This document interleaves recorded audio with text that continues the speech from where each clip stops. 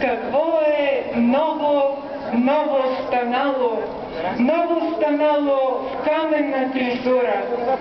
Пустите клисурци станали московци, а панагюрци донски казаци. Топове им бяха черешово дърво, гюлята им бяха кантар-топузи.